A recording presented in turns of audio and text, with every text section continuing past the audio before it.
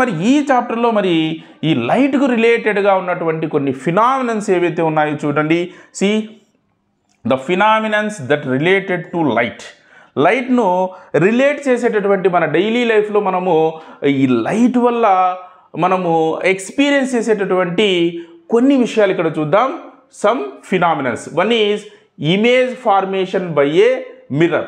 మనం అందరం కూడా అద్దంలో చూస్తుంటాం, మన ఇమేజ్ ఎక్కడ కనబడుతుంది.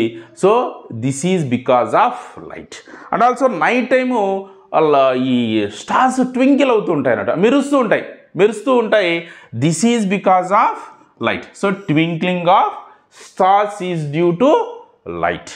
And also formation of rainbow. Rainbow formation is also related to light. And also bending of light.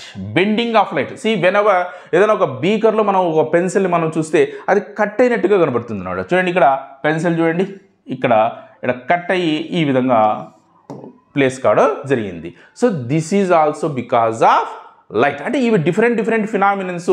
ఇవన్నింటికీ కూడా బేసిక్ కాన్సెప్ట్ ఏమి అంటే light. So these are some phenomenons in our daily life we see that are related to light.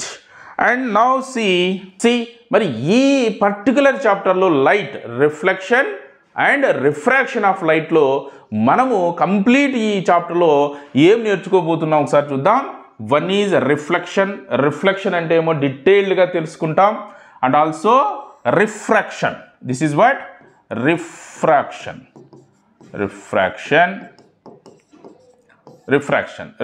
నేర్చుకుంటాం. Bending of light. యాక్చువల్గా ఇలా travel కావాల్సింది, ఇక్కడ కాస్త bend ఇలా వెళ్ళింది కాబట్టి దీన్ని బెండింగ్ ఆఫ్ లైట్ అంటాము, దీన్నే రిఫ్రాక్షన్ అంటాం. And also we learn reflection and refraction by spherical mirrors. Spherical mirror అంటే కర్వీ మిర్రర్స్ యొక్క రిఫ్రాక్షన్ గురించి కూడా ఈ చాప్టర్లో డీటెయిల్గా తెలుసుకుంటాం. అలాగే వాటి యొక్క అప్లికేషన్స్ కూడా తెలుసుకోవడం జరుగుతుంది.